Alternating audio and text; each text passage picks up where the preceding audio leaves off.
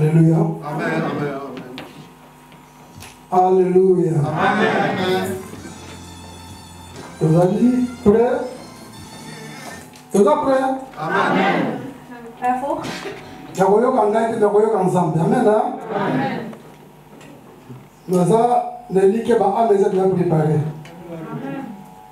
Pote ici de qui maté ya na banzembo.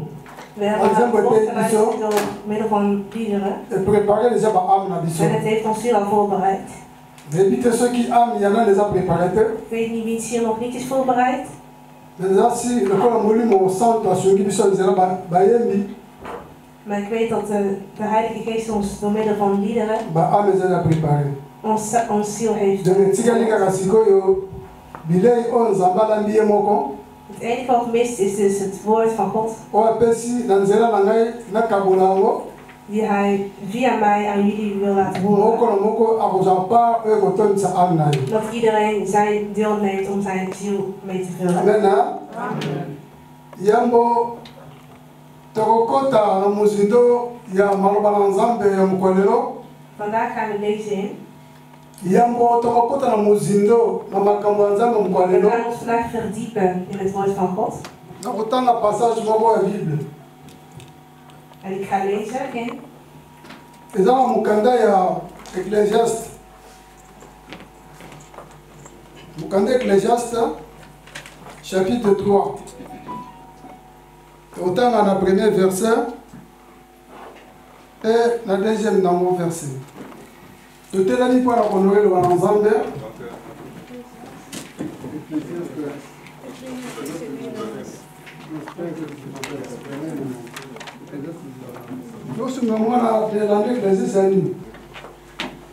Il y a un temps pour tout. Voor alles bestaat een bepaalde tijd. Un temps pour toutes choses sous les cieux. Ok, un temps pour toutes choses sous les cieux. Un temps pour naître et un temps pour mourir. Een tijd om te worden geboren en een tijd om te sterven. Un temps pour chanter.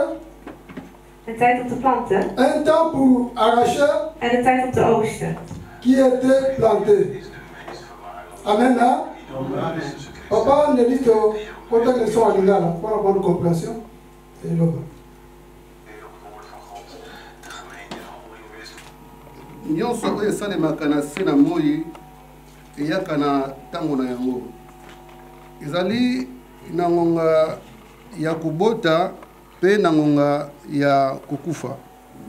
Eza na ngonga ya kolona mpe na ngonga ya kobuka oyo elonamaki. Tina 3? Ok. Amen. Hein? Amen. Devant dit s'il vous plaît, comprenez. Abordez-lui.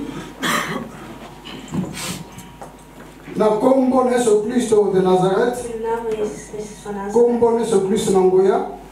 De machtigste naam. Dans une autorité de pouvoir opérer la puissance. Ik neem de autoriteit die mij gegeven van kracht. Kobenga na ngweno ya Mungu na Satan na bademona ye. Om alles van Satan, zijn demonen, Oyo ba se l'église na Wesika.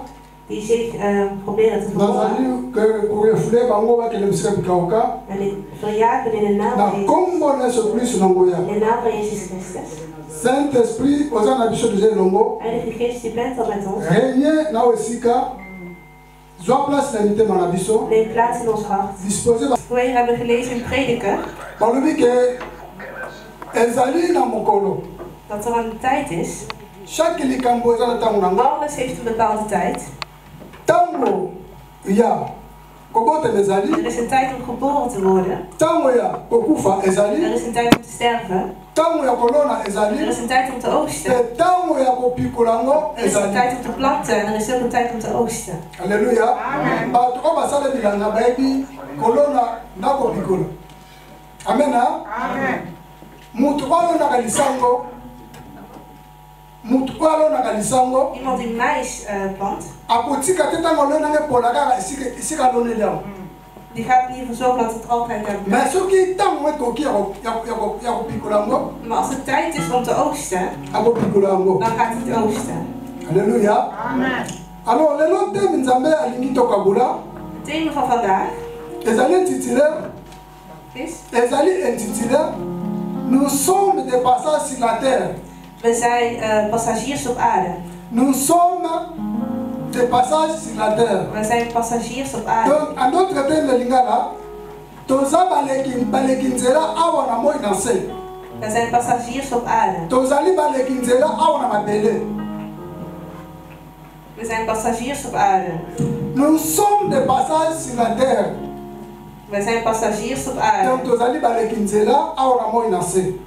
Dus we zullen Na mabele tozali kovivre. weggaan. Toza baleki nzela. Amen. Alors soki natali bien na langage mosusu ya Bible babi ke être un pèlerin. Tozali ba pèlerin awa na moi na se. Voyageur. Ba voyager. We zijn passagiers Ya ba pèlerin awa na moi na se. hier op aarde.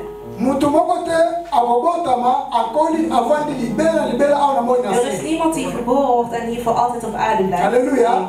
Mais soki tozongi na ebandeli ndenge Nzambe asalaki mokili. Als we terugkijken naar de scheppingsverhaal van Ntango akelaki mutu, toen God de mens had akelaki mutu te geschapen, mpo akufa. had hij niet de mens geschapen om te sterven. Halleluja. Akelaki mutu mpo na vivre libela. God had de mens geschapen zodat ze hier voor altijd zouden leven. Mais toza ennemi oyo aza numéro 1 ya mutu. Alléluia.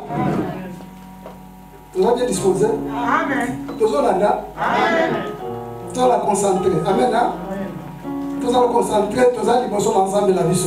Alléluia. Dans le Bible, tant on a masala qui mukili. Toen God de aarde had Tu geschapen. as dit qu'il y a sala qui biloko nyonso. We weten dat hij alles had gedaan. Na esprit en Zambé, In de geest van God avec un jour sala mutu. wist hij dat hij ooit een mens Tant was. on qui peut sala mutu. Toen het tijd was om de mens Asala te qui mutu, maken, tu as dit que Adam a posé qui la jardin de Éden. weten we dat God Adam in de tuin van Eden had Mais gemaakt. souvent Zambé zala qui pour mutu akufate. Gods wil was eigenlijk dat de Mutu mens niet zou sterven. seko na seko. En dat de mens eigenlijk kon Ya sterven. mwana zou zijn. abengaki jardin de paradis. Daarom noemde hij de tuin van Eden Mutu paradijs. azalaki eloko moko te. Omdat iemand daar Nyonso niets Zamba wist. akotisaka en avance. Alles was daar al voorbereid door God. Mutu esenga vivre kwa libela.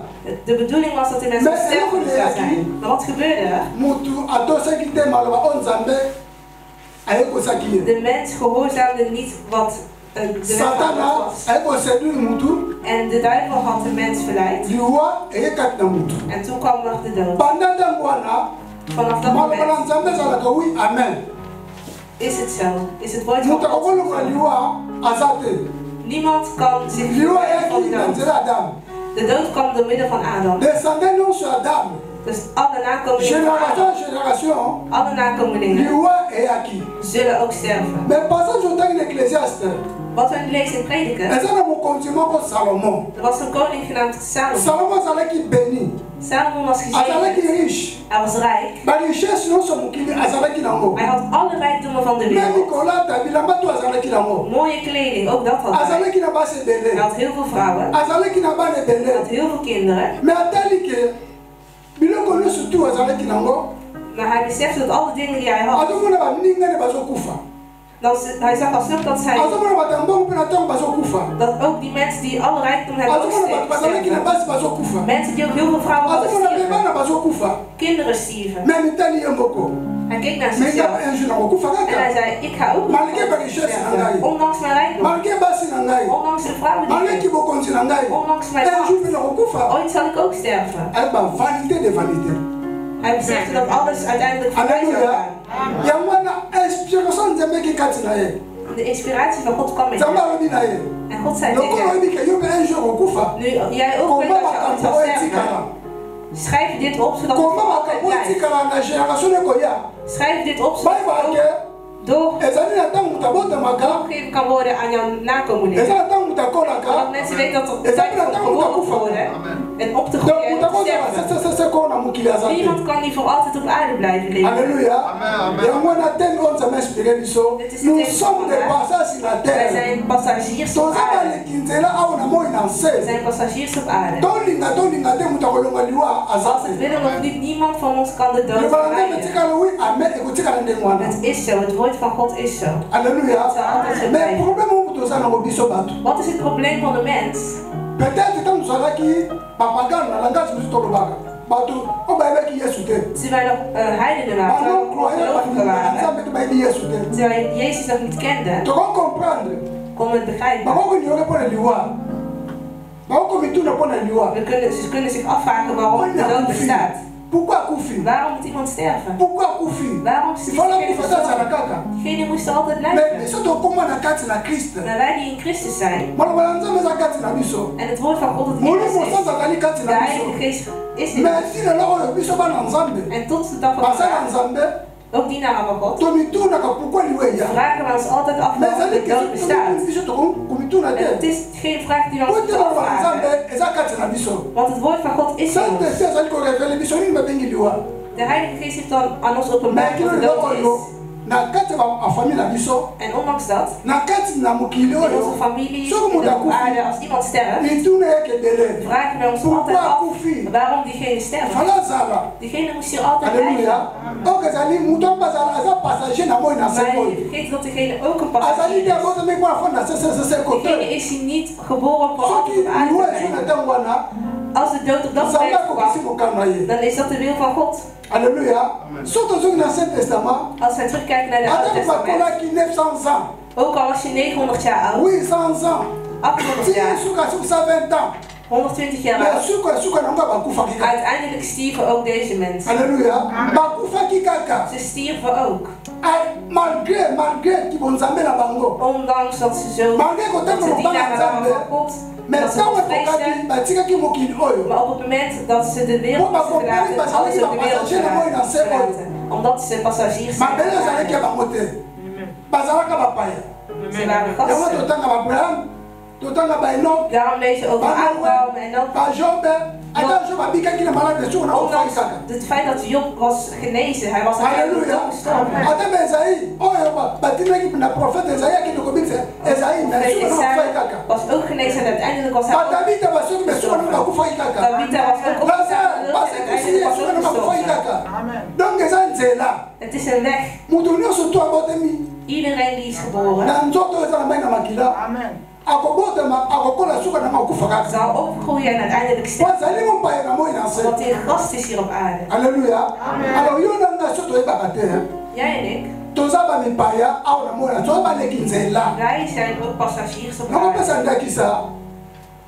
napesa exemple Ik wil jullie een voorbeeld geven. baafricain nyonso tu Alle Afrikanen bayaka na europe die hier in Europa baamericain zijn. nyonso tu Alle bayaka na Amerikanen europe die hier in Europa zijn. baasiatike o Aziaten bayaka na europe die ook in Europa zijn. europe eza continent na bango te Dat is niet hun continent. soki aye koinstalle awa alingaalingaka aza mopaya aza européen te Ondanks dat diegenen zou altijd een gast zijn. azali kolo continent kota uti me ntango installe na kati na continent oyo Oorspronkelijk mbongo nyonso akokutama baza mopaya mbokana overal waar die video naartoe zou gaan, zullen ze altijd gast doen. Ze bakobenge mopaya zullen hem altijd een gast doen. po te continent eza ye te Omdat het niet jouw continent is. mabele avandi mpe eza ye te De grond waar je leeft is ook niet van jou. alleluya so totanga histoire ya joseph Als we lezen in het verhaal van Jozef. joseph asosolaka Jozef beseft malgré naza mokonzi na kati na egypte dat ondanks dat hij macht had na renie na kati na in egypte Egypte, mais mabele mozaka ya ngai te zijn grond was toch niet van yango hem. napesaka mitindo bandeko na ye Daarom vroeg hij aan un jour soki nakufi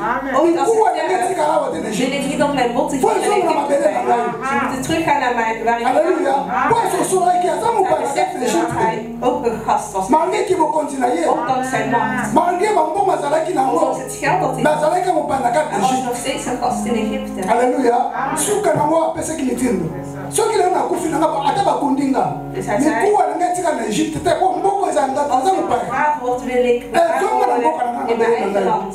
En niet in alleluya Egypte. yango wana nzambe alinga yebisa biso boyo De hemel tegen ons biso zegt, tozali konyoka na kasi mpo na liwa soki liwa eye als de dood komt, tozala bapoint d'interrogation hebben we heel veel vragen. me nzambe alingi koyebisa biso boyo Maar God wil tegen biso ons mpe zeggen, tovandi awa wij die hier moto allemaal zitten, akotikala seseseko aza te niemand staat hier op aarde. biso tu toza bamipaya Wij zijn allemaal awa na gasten. mabele toza bamipaya Hier op aarde zijn wij gasten. donc esika na biso ezali bakongisela biso Er is een plek dat voor ons me bestemd awa is. toza bamipaya Hier zijn we yango gasten. wana totika koignore mponi soki liwa eye Daarom moeten wij niet surtout oyo akufi na kati na onwetend kriste zijn. Vooral iemand die in Jezus Christus is alobaki nini? gestorven. Want Moet akufi na kati na de Christus, Christus hè? gezegd, iemand die in Christus sterft, biso tozomona akufi me akufi te se wij déplace denken dat hij is gestorven, maar ake diegene kopema verplaatst zich. mpona Diegene is mokolo gerust. suka yesu akosekusa ye Want op de laatste dag zal God ook so omoni ke diegene yesu alelaka na ebembe ya lazare yesu alelaka na ebembe ya lazare Jezus huilde. alelaka te po te lazare akufaka Jezus huilde niet bij te Lazarus alelaka toen mpo hij na stierf. kote Hij huilde alelaka mpo na voor zijn incriminité ya bandeko na ye Jezus huilde po yesu akufi te zijn zusters. akoseuka na mokolo suka ya boye ndenge na koteya bango ndenge mpo babasosolaki liwa ezalaka te Daarom epa na ngai Jezus yesu zich af, hoe ga ik ze nou leren om te beseffen dat er alelaka geen mpo na dood is? motema makasi ya bandeko ya lazare alelaka mpo na motema makasi Hij huilde om een hart van steen. babiki maladi wana Want ze wisten dat die ziekte, ekokoma lazare te dat die ziekte niet Lazarus had. namomolasake lazare te nzoto lepembi na mabele akufi te Lazarus zeker mis aan het rusten op de grond. Hij is zelf even gaan basosolaki verplaatsen. yango te Hij staat rusten, maar ze yesu beseffen dat niet. ebimi bato oyo En daarom helpt Jezus. bakomprendre ke liwa epai balanza liwa ezalaka te Waarom begrijpen ze niet dat de dood niet is voor mensen die gestorven zijn in Christus? alleluya yango tomonaka soki totiki bamboka na biso toye awa na europe Wanneer mensen hun oorspronkelijke land verlaten, bamboka na biso ezali sans voir obtenir les choses promises Al deze mensen zijn in het vertrouwen op God gestorven, zonder te krijgen wat er beloofd was. Ze hebben het alleen uit de verte gezien. Ze kwamen er openlijk voor uit dat zij hier op aarde alleen maar gasten en vreemdelingen waren. Hier zegt het woord van God dat zij in het vertrouwen op God profeten, zusters van het Oude Testament. Ze hadden beloftes gekregen dat er iemand komt die het leven zal geven. En dat de dood niet meer zou bestaan. Maar op die dag waren die mensen, ze waren dus niet gestorven, maar ze kregen die beloftes. Al die profeten die zijn er, die beloftes hebben gekregen. Ze kregen al die beloftes van God. Ze hebben gewacht. Ze wachten op diegene die geboren zou worden om het eeuwige leven te geven, maar diegene was niet geboren. Maar ze waren toch gestorven met het vertrouwen op die belofte. Ondanks dat ze waren gestorven, dat ze ook ooit zouden opstaan. Want ze wisten dat ze hier op aarde vast waren. Ze wisten dat ze passagiers waren. Ze wisten dat ze zijn. Maar ze hadden geloof in het. Op het leven gestorven, de belofte. Ondanks dat ik werd gestorven met de belofte, ik zou opstaan op de laatste dag. Halleluja. Amen. Est-ce que dit ce promesse à moi? Nous connaissons les ans Nouveau Testament. Puis je dois grâce. We hebben genade. We hebben die genade nooit gehad. Om Jezus te zien. Om hem te zien. Mais wij hebben die genade. Wij hebben Jezus gezien in geloof. Wij geloven in Jezus. Dat is koning. En dat hij het leven is. En daarom zijn wij iedereen die hier staat is gekomen. Als je niet van Christus ziet, dan zou je hier niet zijn. Wat kom je hier dan doen? Want omdat jij Jezus bent. Christus. Die Alléluia. Donc, asali défi na liwa. Daarom tout le monde a fait des jours. Hij heeft het confronteerd. Daarom was hij 2 dagen gestorven. Om te laten zien dat hij de dood had overwonnen. Hij deed dat voor jou. Als Jezus niet was gestorven, als hij niet was opgestaan uit de dood, dan zouden wij hier ook geen leven hebben. Maar door middel van zijn dood, en omdat hij ook niet was opgestaan, en omdat wij in Jezus geloven, als wij ook sterven met Jezus, dan zijn we niet echt gestorven, maar dan zullen wij rusten. Omdat wij op de laatste dag weer zullen opstaan, zoals hij was opgestaan. Halleluja. Dat is het symbool van de doopsel. Wanneer je doopt, sterven wij, onze zonde sterven. En wanneer we uit het water komen, zijn we opgestaan en hebben een nieuw lichaam van Jezus gekregen. Ook hoe Jezus was gestorven, na 2 dagen. De 3e dag was hij opgestaan. Ook al sterven wij, zullen wij op de laatste dag opstaan. Alléluia. Est-ce que l'isolo ya pauvre Lazare na richete ya kabisote? Het verhaal van Lazarus. Alléluia. Jezus had ons al openbaar. Ook in deze tijd is het om onze zekerheid te geven dat Lazarus in Christus was. Ondanks zijn armoede. Elke man heeft gezien. Ieder die in Christus sterft niet. Die rust uit.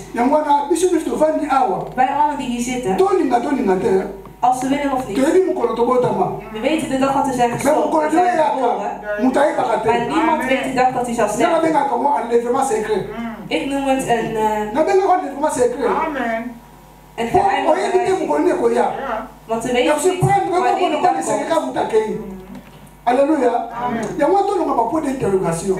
We moeten ons niet afvragen, want wij zijn in Christus. Wij geloven in Jezus Christus als onze redder. Wij moeten ons niet meer vragen stellen. We zullen de dood nooit kunnen vermijden. Als een van ons de wereld verlaat, als mens zijnde,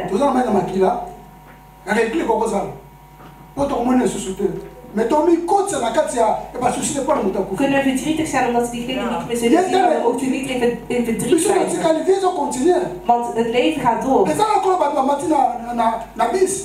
is als mensen die in de trein zitten. Ieder heeft zijn eigen eindbestemming. Ieder heeft zijn eigen station. Dat is hetzelfde als de dood. We zijn op de je kan bijvoorbeeld in hetzelfde jaar zijn geboren, maar we zullen niet op dezelfde dag sterven. Wij die in Christus zijn. Apostel Paul zei dat de dood een dienst is. Halleluja. Want we moeten eerst sterven om ons winst te krijgen. We gaan lezen in Matthäus. 19. Matthäus hoofdstuk 19. 27.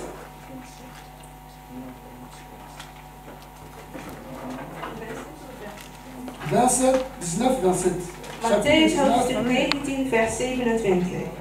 Ah, Pierre zo lobo. Nataka na conference wasia. Amen. Pierre zo lobo. Pierre prenant alors la parole lui dit: Voici, nous avons quitté tout et nous t'avons suivi. Quand sera-t-il pour nous? Petrus merkte op: we hebben alles verlaten om u te volgen. Hoe staat het dan met ons? Alléluia. Amen. Et pas Pierre. Bij Petrus. Hij zag geen toekomst meer. Hij had zijn boten. Hij was best wel rijk in die tijd. Maar Jezus. Kom met mij mee. Volg mij, want ik ben de weg. En het leven. Die zou brengen tot het als jullie mij niet volgen, zullen jullie ook niet het leven krijgen. En jullie zullen ook niet tot de vader komen. Dus laat alles achter en volg mij. Halleluja. Petrus keek op. En hij zei: maar als ik u volg, wat zal er dan met ons leven gebeuren? Tot waar moeten wij u volgen? Iedereen heeft zijn eigen huis. Zijn plek om te slapen. En die vroeg zich af: maar hoe zal ons leven zijn? We zullen zwervers zijn. Halleluja. Amen. Maar Jezus zei: als jullie mij niet volgen, jullie zijn niet gasten op aarde. Jullie zijn passagiers.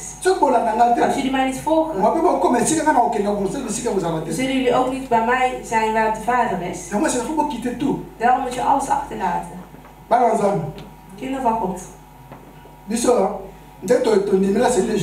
Hoe wij geloven in Jezus als onze redder. Amen. We hebben geen fout gemaakt. Want wij bereiden ons eeuwige leven voor. En dat moeten wij hier op aarde voorbereiden. Als je deze aarde verlaat, dan zul je niet meer je eeuwige leven kunnen voorbereiden. Daarom vraag ik aan jullie om naar de kerk te komen. We moeten weten dat de kerk, dat is hier op aarde. En het wordt niet in de kerk boven gemaakt, maar hier op aarde. De kerk is het koninkrijk van God. Hoe wij hier zijn, moeten wij voorbereid zijn. Want de Bijbel zegt: Jezus zei: hij zei: ik zal jullie plaats mooi maken. Waar ik met mijn vader ben. Jullie zullen daar ook zijn. Wie zullen daar ook in het koninkrijk zijn? Dat zijn de mensen die in de kerk zijn. De mensen die het lichaam waren van Christus. Jongen Ik vraag jullie, in de naam van Jezus Christus, als jullie Jezus nog niet hebben ontvangen, dan is dit het moment. Dat je naar de kerk komt betekent dat je lid van Christus bent. Je bent nog buiten het koninkrijk, ondanks het feit dat je... Maar jij bent zelf nog buiten het koninkrijk. Dit is het moment om Jezus te ontvangen. Om de normen van het koninkrijk te volgen. Alléluia. Ik vraag alle jongeren. Yamba Yesu Christo. Langa ba norme. Basala nzambe bazali. Ozali bati yamai. Ndenge swazwaki. Okoma membre d'accord de Christ. Alléluia. Ozali membre tena sima papa na sima mama te. Je bent geen. Le salut individuel. Je hoort niet bij Christus door middel van je ouders. Amen. Alléluia. Alles is individueel. Tan passage moko.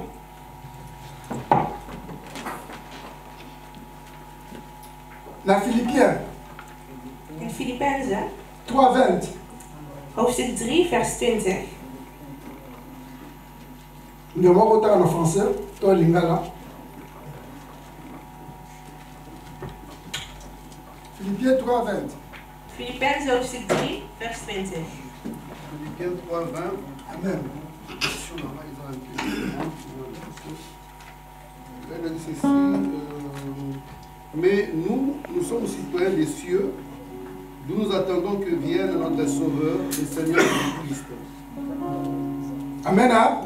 La version nous avons dit que mais notre cité à nous est dans les cieux. D'où nous attendons aussi comme Sauveur Jésus-Christ. Amen. Wij zijn echter al wonen wij. Tant autant malobala nzambe oyo. Ceux qui apôtre Paul. Als apostel Paulus. Alain sing bandeko na lingoma Philippiens. Poete amona ke batete ba ke cité na bango zawapi. Alléluia. Amen. Donc cité na biso eza mabelote. Onze eindbestemming is niet deze aarde. Auto cité mjali na likolo. Maar boven. Alléluia. Yamo Yesu Christus apesa ke laka. Daarom zei Jezus Christus. Ce qui la quête. Als ik niet weg ben. Ata botika ile mawa. Ook al blijf je hier. Suna ndima wana bino okendete. Als ik hier blijf, zal ik nooit weggaan. Dus blijf niet. Ik moet gaan om jullie plaats mooi te maken. Waarom kan hij niet hier op aarde voorbereiden? Amen. Want het aarde was al... Satan heeft al deze aarde. Het zit al vol met demonen. Deze aarde is al vies. En daarom zei hij dat hij hier niet tot eindbestemming kan bouwen, maar boven. Wij die allemaal in het koninkrijk van God horen, onze eindbestemming is God, bij God. Dus alle mensen die sterven in Christus, die slapen. Die rusten uit. Hun lichaam is maar hun ziel rust. De ziel wordt verplaatst in die rust en die wacht op de komst van Jezus Christus. Alle mensen die in Christus zijn gestorven, zullen weer herrijzen, zullen weer opstaan. Ze zullen weer opstaan.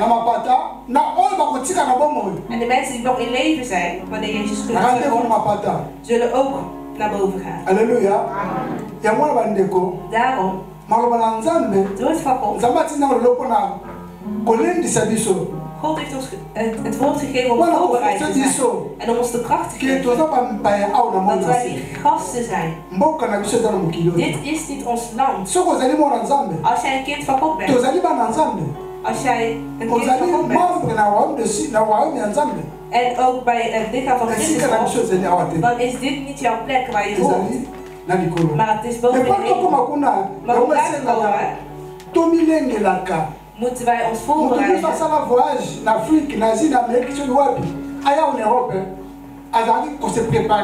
Ieder die van plan is om te reizen, die bereidt zich voor om een paspoort te maken, ticket te kopen, zodat wanneer die over de grens wil lopen om naar een ander land te gaan, zonder paspoort, zonder ticket, kom je niet op de eindbestemming bij naartoe. Je komt niet op de plek waar je wil zijn. Ons paspoort, ons ticket is Jezus Christus. Hij heeft het al betaald. Hij heeft de prijs betaald. Dat is ons ticket en ons paspoort. En wij moeten de normen volgen, zodat wij het paspoort en ticket kunnen krijgen. En dat is door te leven, door de Heer te vrezen. Want op de dag dat het komt, dan kun je rusten. Halleluja. Dan heb je het recht om te rusten. Het probleem is, wanneer moeders bevallen, hebben ze zo'n blijdschap. Ik weet niet hoe ik hun vreugde moet gaan opmeten. Elk kind is een kind. Elk kind is een kind. Als jullie bevallen van een meisje, dan is jullie vreugde anders.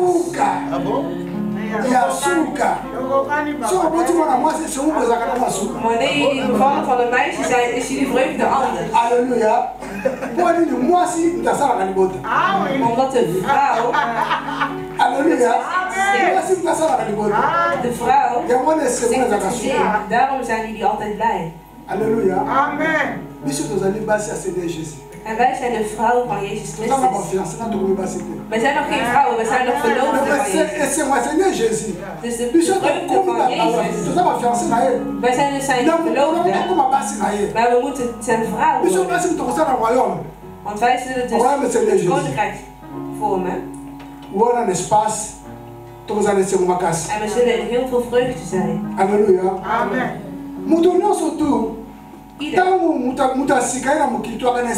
Wanneer iemand geboren wordt, is iedereen heel blij.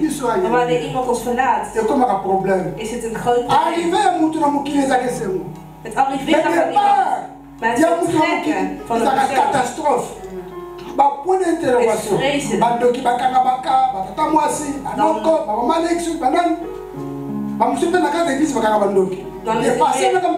Dan is het jij die pas weer vermoord, omdat het te veel succes is. Amen. Oké, dat is nzela. Maar het is je weg. Het is je eindbestemming. Als we het willen of niet, het is je weg. En die weg is voor iedereen. Ieder zal deze aarde verlaten als een gast, zodat hij dan kan rusten totdat Jezus Christus terugkomt. Halleluja. Amen. Wij moeten ons best doen om met dit woord, dat dit woord ons een les geeft en dat dit woord ons helpt en ons weer terugzet op ons pad. Halleluja. Ndeko. Broeder, zuster. Dienaar van God, kind van God. God stuurt het woord niet voor niets. Want hij maakt zich druk om ons wanneer we het hebben over de dood. Maar God stuurde dit woord om ons weer terug te zetten. Het is een weg voor iedereen. We hebben koningen, presidenten, koningen, maar ze hebben alles achtergelaten. Omdat het een weg is. Die weg.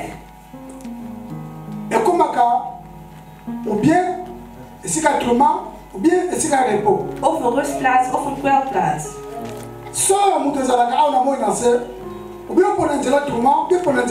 Hier op aarde kies je waar je eindbestemming wil zijn. Wil je naar de eindbestemming waar Lazarus rust of wil je naar de plek waar de rijke man in de kwelplaats is? Ieder kiest het voor zichzelf. Jezus heeft al zijn werk gedaan. Hij kwam. Als de weg en het leven, de mensen die in hem geloven en die naar de hemel willen gaan, hebben hem gevolgd. De mensen die Jezus niet willen ontvangen, zijn naar de kwelplaats gegaan. Je kunt dus niet op aarde, wie je ook in leven bent. Ik hoop dat ieder zijn deel heeft genomen.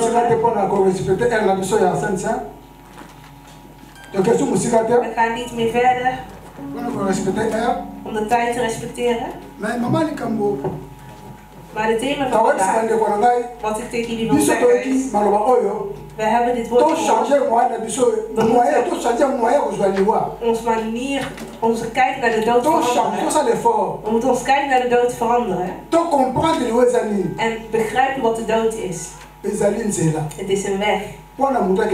Zodat iemand kan rusten. Bij het rusten moet je hier op aarde klaarmaken. Wil je rusten in de kwelplaats?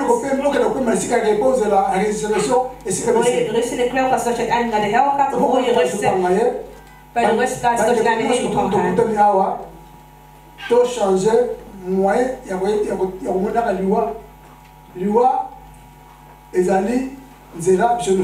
Daarom vraag ik jullie om jullie kijken naar de dood te veranderen. Want de dood is voor iedereen. We zijn gasten. We moeten denken dat iedereen in onze familie. We hadden allemaal opa's en overgrootopa's. Ondanks dat ze waren oud geworden, uiteindelijk stierven zij ook. Amen. Beseffen wij dit? Beseffen wij dit woord? We moeten stoppen met onwetend zijn. En elke keer huilen als iemand ons achterlaat hier op aarde. Als iemand sterft in Christus, moeten wij God bedanken. Want wij denken dat diegene is gestorven, maar diegene rust eigenlijk. Op de laatste dag zal Jezus diegene laten opstaan. Amen. We gaan opstaan.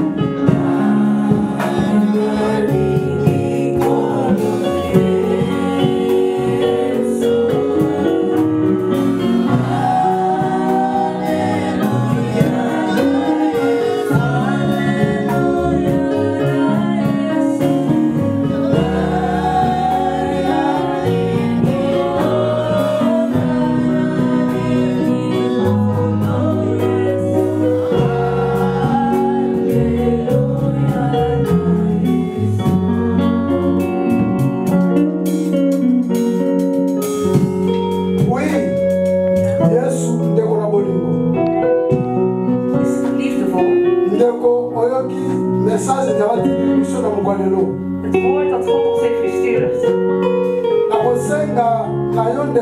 Ik vraag aan jouw broeder of zuster die in verdriet was door de dood. Omdat jij kind van God bent, omdat jij de Heilige Geest hebt.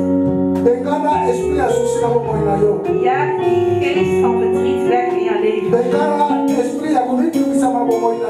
En ja, die geest weg van druk bij de dood. Vraag aan de Heilige Geest om jou de rust te geven. Zodat die geest weer weggaat van jou. Want je hebt het recht om blij te zijn over je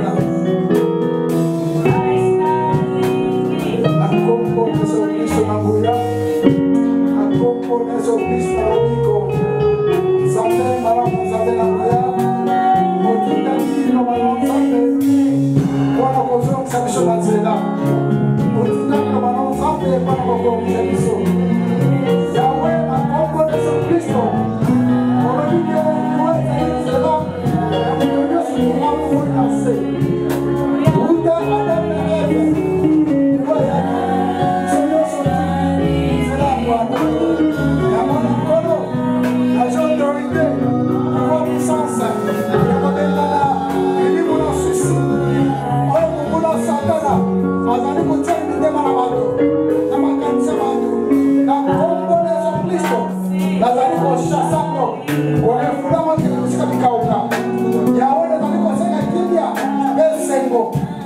grâce na ana ndekona mosto robali boto kunda mina sika kolo tinda kama robalon salve wana mozoni sabishona nzela oh yawe merci Seigneur tika bende kona ndio sabasi kibali oyo dokuta ni ale lo salve ebo bazali kona kabiso na teba media tika tika soso yake ni wa ezali passage à moto no so salve kolo sunga biso na kanta ono salve donc na kanta royaume avec ce que nous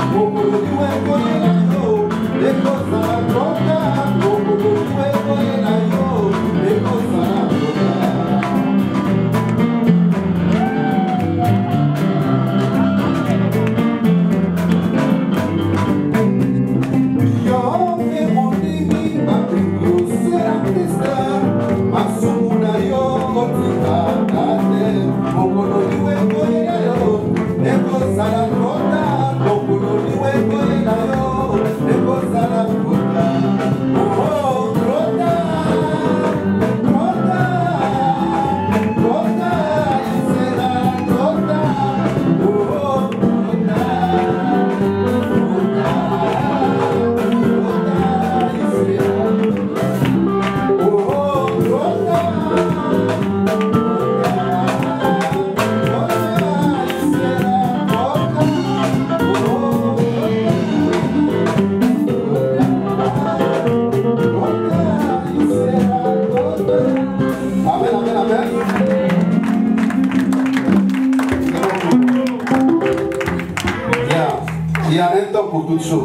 Paté Bissora, un temps sous les soleils. Avant tout, j'aimerais appeler le Congo, pasteur de l'État, s'il vous plaît.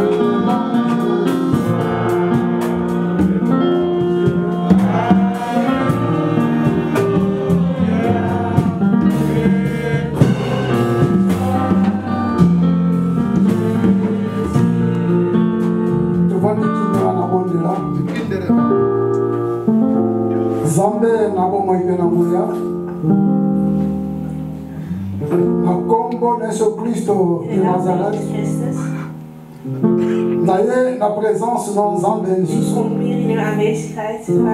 Pour reconnaître la grâce de faveur Salibiso. Om te herkennen, om uw genade te herkennen voor ons. Kolo, obomsaki mokolo oyo na bomoy na mokolo moko. U heeft deze dag van vandaag gepland. Kalatina olamsa biso na tongo. U heeft ons wakker gemaakt in de ochtend. Opesa biso makasi. En u heeft ons de kracht gegeven. Ya kotambola pe kokomo lesika. Om hier naartoe te komen. Yahweh oyo ezali ndako eponama. Dit is het huis dat gekozen is. Zodat wij als heiligen samen kunnen komen. Om u te aanbidden, om u te prijzen. En ook om naar uw woord te luisteren, zodat het ons in het leven helpt. Iedereen in ons midden is gezegend. En wij zijn dankbaar, Vader. U heeft uw zegeningen gegeven. Het is veel te veel. Papa, merci. Vader, dank u. Wij weten dat wij de nummer 1 vijanden zijn van de duivel. En zijn hoe wij hier in uw aanwezigheid waren. En omdat u ons heeft gezegend, is de vijand niet blij. Maar wij weten dat God die ons samen heeft gebracht, dat Jezus die ons samen heeft gebracht, dat hij de duivel had het woord laat ons dat aan het kruis dat de duivel daar was. Wij die in Jezus Christus geloven, En wij hier samen zijn gekomen voor u. We hebben bescherming dat voor altijd geldt. Ik laat al mijn broeders en zusters in uw handen, wilt u ons beschermen waar we zijn. Dat uw bloed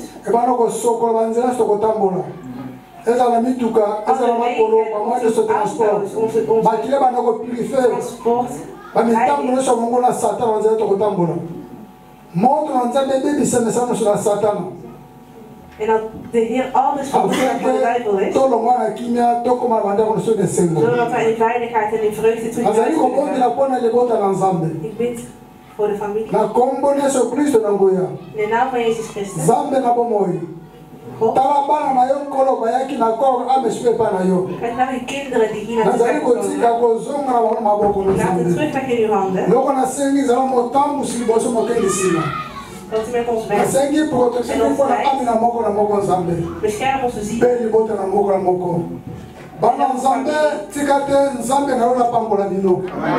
Want God jullie zegent. Jullie wegen naar huis.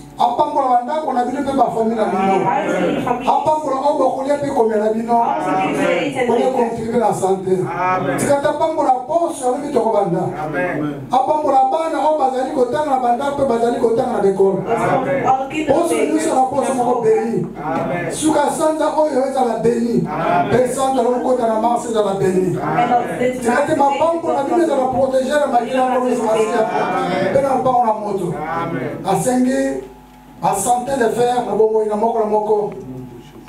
toujours autorité, pouvoir revenir en moyen sur les malades.